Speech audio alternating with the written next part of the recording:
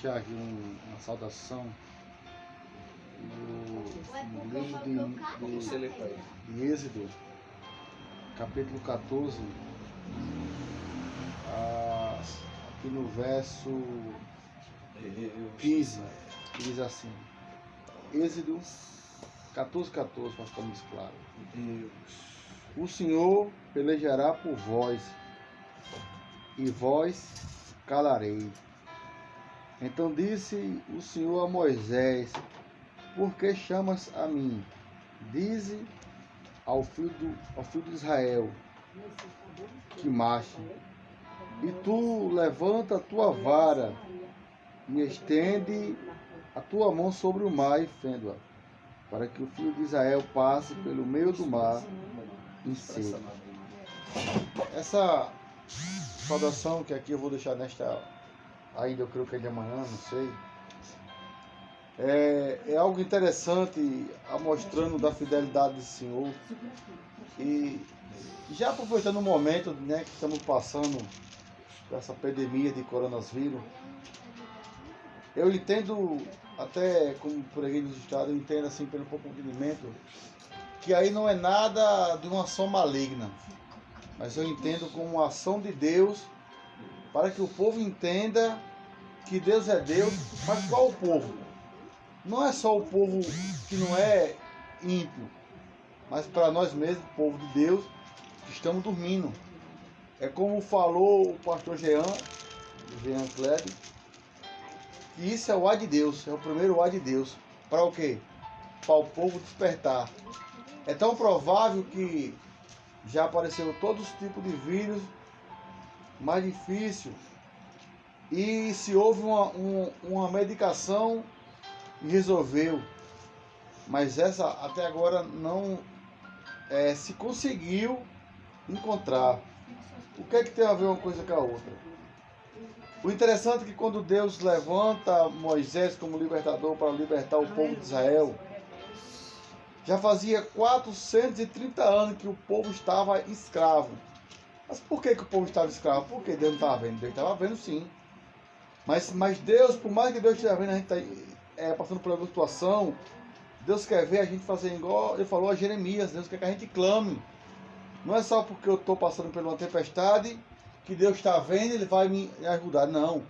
Eu tenho que clamar. Por quê? Primeira coisa, o povo de Israel geralmente estava no momento que tinha se rebelado contra Deus. Estava contra Deus. E por estar contra os princípios de Deus, Deus permite muitas das vezes na nossa vida. Não é porque Deus é ruim, mas Ele permite o inimigo fazer da nossa vida como Ele quer. E o povo de Israel foi um povo que nasceu para ser livre, não nasceu para ser escravo.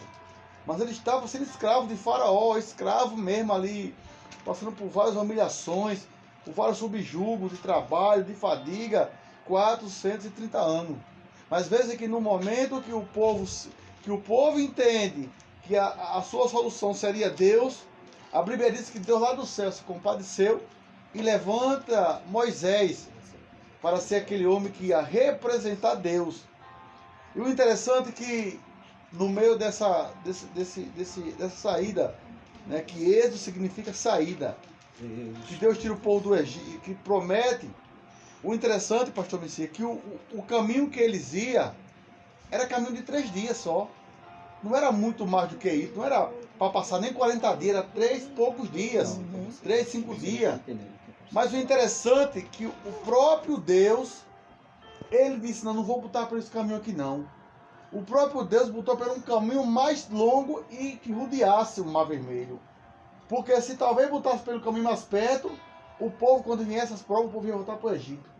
Nunca vê em nossas vidas, Deus nos conhece tanto, a nossa limitação, que às vezes Ele pode nos abençoar só Ele querer agora. Mas Ele sabe que se nos der a bênção agora, muito de nós depois, quando vier a luta, vamos murmurar e vamos querer voltar para trás. E a ver por isso na nossa vida, às vezes, nós estamos passando por esse ciclo de lutas, né, que parece que não acaba. E Deus já planejou, vou levar ele por um caminho diferente. E quando Deus faz aqueles sinais para mostrar a Moisés que Deus era com ele, através daquela vara virar em serpente, através da sua mão no peito, ficar cheia de lepra, depois ficar boa. E aquelas pragas que aconteceu, como todo mundo sabe, a praga do mar que virou em sangue, a praga dos piolhos, a praga da mosca, que seja.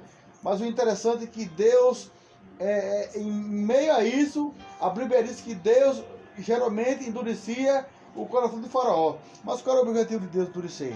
É para que o nome de Deus fosse glorificado na vida de Faraó. Aleluia, verdade. Deus está permitindo esse mal para acontecer, para que o nome dele venha a ser glorificado no meio da tempestade. Verdade. Cabe o povo de Deus saber que se a gente não colocar a vida em dia, se a gente não focar em Deus a cada dia, Deus vai permitir coisas piores.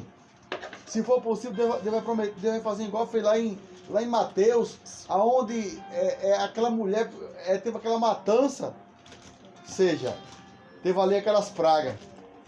Mais interessante que nenhuma daquelas pragas, nenhuma, atingiu o povo de Deus. Deus, quando manda a última praga, a praga do primogênito, uma coisa que Deus fez diferente. Deus mandou com que Moisés viesse matar um cabrito e marcar com o sangue do cordeiro. O que esse sangue hoje representa? É o sangue de Deus. O que é que eu entendo? Se tiver de acontecer, de nós pegar esse vírus, sim, Deus vai permitir, que nós não somos intocáveis. Mas eu entendo que quem tem a marca da promessa, o ângulo da morte pode até passar, mas ele vai passar por cima. Por quê? Porque a ordem de Deus era para quando o anjo visse aquele sangue naquela casa, ele não entrasse daqui a cá para matar, para destruir. Que ele ia passar pela meia-noite para destruir. O anjo que Deus autorizou para acabar com os primogênitos de animais a ser humano. E Deus livrou o seu povo, tanto dos animais, quando todos os animais foram mortos, menos os dos israelitas. Por quê? Deus falava algo interessante. Eu vou fazer diferença, vou mostrar isso a Faraó, a diferença entre a quem me serve, aos israelitas e aos egípcios. Sabe o que Deus quer dizer? Que em meio a essa peste, essa pandemia, Deus ele vai mostrar para todos que ele é fiel com aquele que é fiel com ele. E o povo passa por aquelas pragas, passa por viu aquelas maravilhas, mas quando chega no mar, que ele olha para o mar, olha para trás que vinha Faraó. Mas o interessante é que o próprio Deus foi que permitiu o povo voltar para o caminho para Faraó pensar que o povo está embaraçado. Mas desde que não era uma estratégia de Deus.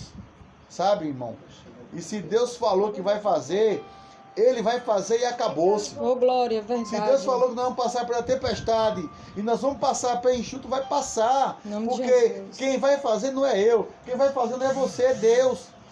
E Deus falou que o povo ia para a terra adorar ele. O povo ia para uma terra que mandava leite e mel. Mas essa terra tinha que passar por luta, dificuldade. Porque é nos momentos de luta que nós somos provados e aprovados por Deus. Verdade. E o povo, mas por que isso, sabe? Quantas vezes na nossa vida aparece o mar vermelho, parece que nós esquecemos do que Deus é fiel. E o povo do Egito começou a reclamar com Moisés, queria voltar para trás. Porque tiraram a gente lá para morrer lá? Era melhor estar no Egito. Quantas vezes nós estamos assim? O problema aparece e começamos a reclamar. Era melhor estar lá no Egito, era melhor estar no mundão. Não, meu irmão. Deus falou, ele vai fazer e acabou-se. Que Deus falou, a ordem de Deus que ele ia passar. Quando Moisés falou, ei, você hoje vão... Por que vocês estão inquietos? Você hoje vão ver o grande livramento de Deus. Oh, glória. É Deus que vai pelejar por vocês. Não é eu, não é você. Apenas se calarei e verá o que deve fazer. E quando Moisés chega a Deus, Deus deu essa resposta. Moisés, por que clamar? Não era momento mais de clamar, era momento só agora de obedecer a ordem de Deus. E Moisés agora levantar aquela vara que representava a autoridade que Deus deu a ele, e o mar ia se abrir. E outra coisa, Deus ia abrir duas paredes, uma esquerda e uma direita, e o povo não ia molhar nem a sandália embaixo, ia ser molhada. Além de Deus abrir o mar vermelho pelo meio, Deus fez com que o povo passasse o mar vermelho a pé enxuto. Por quê? Para mostrar que é Deus. Aleluia. E o interessante é que Deus fez tudo certo para quando o Faraó que estava com vitória. A Bíblia diz que pela noite todinha Deus tirou aquela nuvem que clareava ele, e Deus colocou uma escuridão total que ninguém via ninguém. Sabe o que é interessante? Para resumir, é que Deus... Aquela noite toda, foi a noite todinha a passada do povo do Egito, que é 2 mil pessoas. Mas pela manhãzinha, de manhãzinha que eles foram entrar, Deus primeiramente arrancou os pneus dos carros de Faraó, deles. E começou a andar com dificuldade. E eles mesmo começaram a perceber, eita, o Deus de Israel está